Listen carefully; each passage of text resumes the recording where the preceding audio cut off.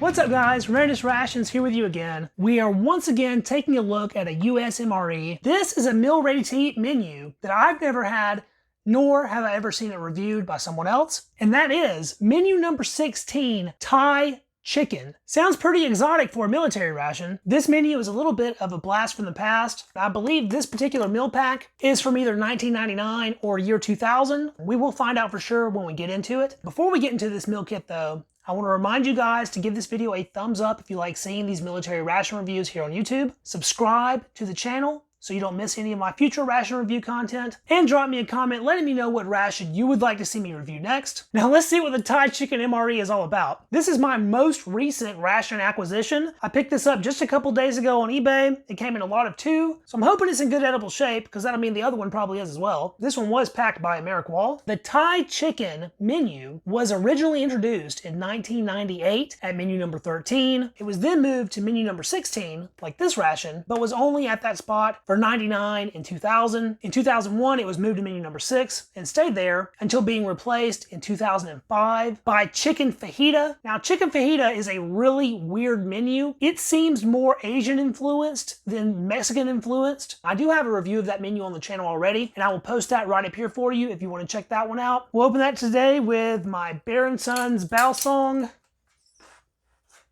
There was a little rush of air that hissed out of that. No smell to the package. First thing in the kit is a package of white rice. That is a lot of ingredients for white rice. 280 cals, 5 ounces, and our production on that was the 284th day of 1999. That means I was 9 years old when this thing was packed. We'll take a closer look at this accessory pack in just a moment. 348 calorie package of nut raisin mix, a cocoa beverage powder, type 1 fortified. Oh man. We have a cheese spread with jalapenos. Now, I love jalapeno cheese spread, but any cheese spread coming from 99 is going to be very suspect. A pack of vegetable crackers. You rarely see these in modern MREs. MRE spoon, old school flameless ration heater, and lastly, our chicken and Thai style sauce. 8 ounces with 15 grams of protein and 15 grams of carbohydrates. See what that retort's looking like.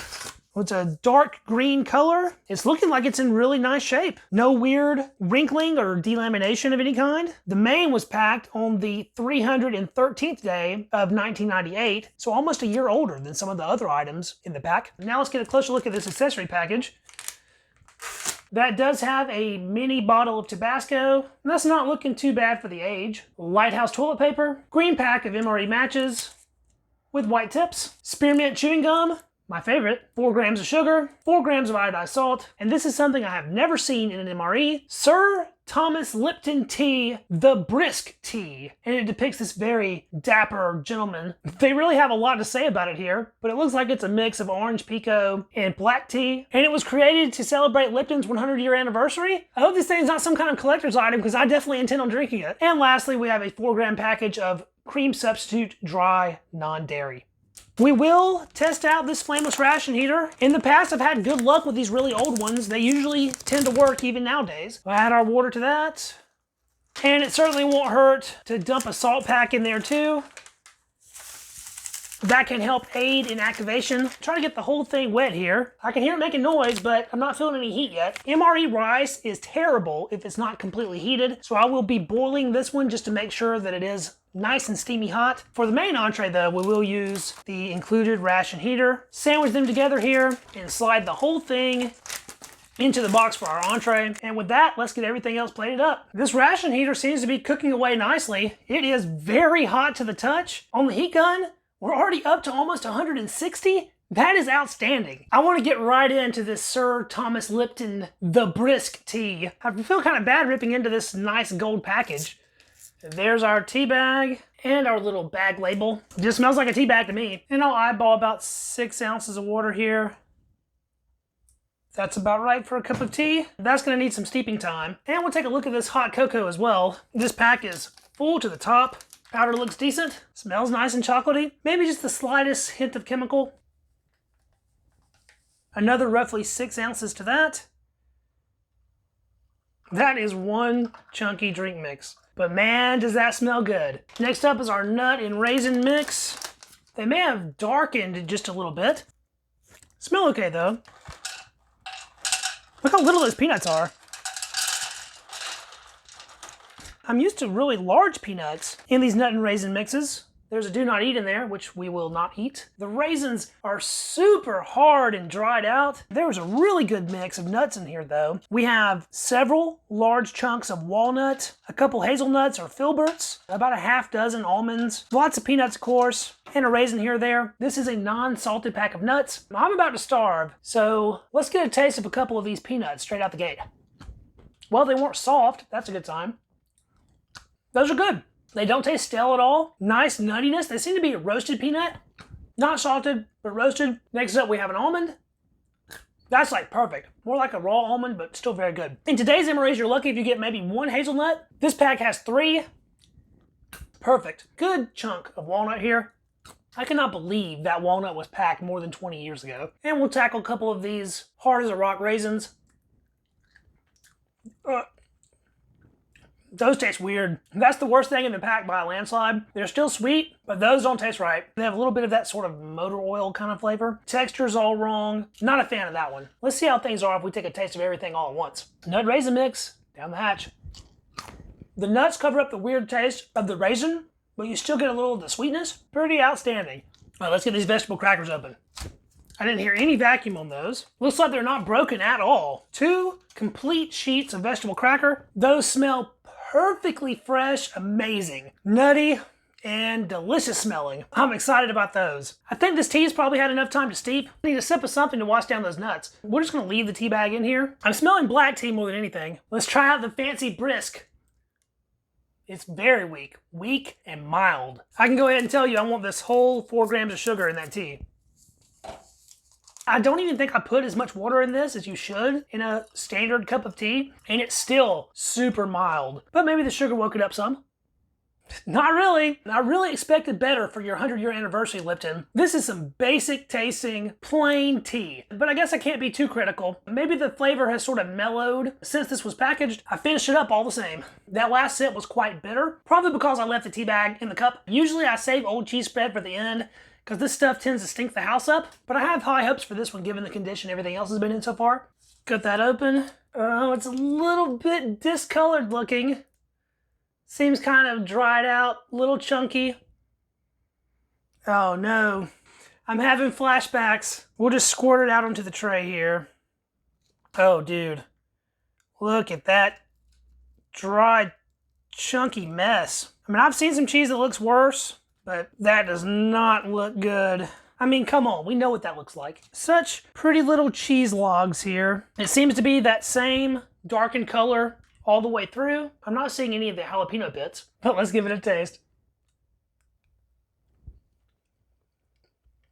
Hey. You know what? That's not too bad. Must say I'm a little surprised. I can feel the heat. Well, it didn't cause involuntary gagging, and I'm not having any dry mouth or numbness of the mouth. It's very strong and pungent, but this cheese is still okay. Almost like a little special delicacy. Perfectly aged and preserved MRE cheese with jalapenos. Let's chase that with a little bit of cracker here. Well, that just broke into a bunch of pieces.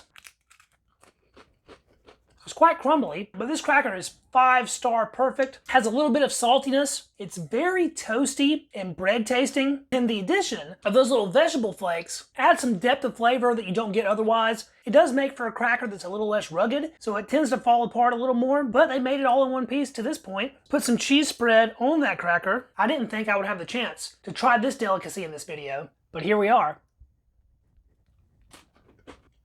Salty, funky, little spicy, crunchy, smooth and creamy. There is so much about that to like that makes me a very happy dude. Our hot cocoa has had plenty of time to cool off now, so let's wash those crackers and cheese down.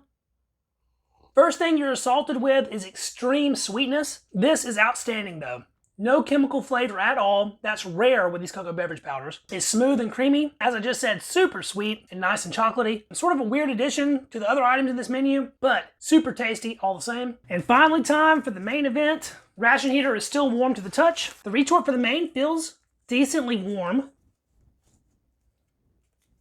What in the heck? That does not look like Thai anything. It looks more like a tuna meal than it does chicken. It smells okay though, but doesn't smell like Thai food. It is so goopy. Just a mound of chicken goop. So in that we have lots of goopy separated chicken. It's like a canned chicken consistency.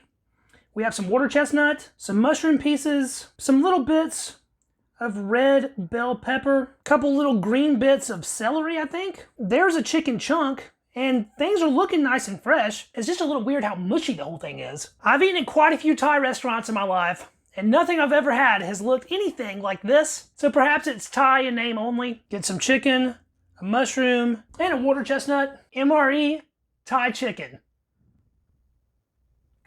That is bland. The chicken has a tinny, metallic taste. It is 100% chicken straight out of a can. Same thing with the mushrooms. The water chestnut adds the slightest bit of crunch, but this has no Thai flavor to it at all. Maybe just a little bit of soy sauce. There's a little bit of an onion background tone to it. Is it a bad main? No. But they have the naming scheme on this one messed way up. What you should call it, I'm not sure. Maybe chicken surprise, something of that nature. But whoever decided this should have been called Thai chicken should have took the day off work. Now this rice is super hot because I've had it boiling and that smells really good. We'll slide it in right next to the main there. It's a little bit sticky looking. It really is just plain white rice. But as we separate it here, I see these little strings coming off of it, almost as if it's a little bit slimy. Up close, it looks like pretty standard rice though. Maybe a bit overcooked. Let's see how that one is. So soft and mushy, a little bit salty. It's nice that it's so hot. Let's try the chicken and the rice together. This is how it's supposed to be enjoyed after all. The addition of the starchy rice gives the menu a little bit more body. I will still stand by my statement that Thai chicken this is not, but I do like this menu. This seems like one that would have been fairly popular with soldiers, albeit not the most pretty menu. The flavor is subtle, but not bad. Thai food is supposed to be spicy. So luckily, they included this Tabasco. I'm glad they added the Tabasco, but what this menu really needs is some galangal and some Thai bird's eye chilies. I guess Tabasco will just have to be our Thai chili analog. I'll go ahead and put this on basically everything. Use the whole thing, why not? Now that I have drowned it in Tabasco, let's try it out once more. This is a big bite. That Tabasco is actually really mild in flavor. The heat's still there, and I'm happy about that because this menu needed it. A little extra vinegar sharpness. The heat makes it more Thai food-like, but the flavor, still not tasting Thai. Deposit some of that on a cracker piece here, and why not? We'll add some cheese to it too. Now that we have them all nicely married together, let's toss that one back. It's good.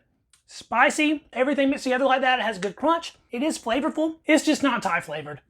I am super happy at how well this menu held up. Packed in 99, and literally everything in it is darn near 100% perfect. That is amazing. And this was just a random MRE off eBay. It was a lot of fun finally getting to try Thai chicken. It is not what I expected at all. But when it comes down to it, not a bad menu. If you enjoyed this video, hit that thumbs up to help it out with the algorithm. Don't forget to subscribe to the channel to catch all of my future ration reviews, both old and new, foreign and domestic. Let me know what you thought about the review down in the comments, and I will catch you guys in the next video. See you then.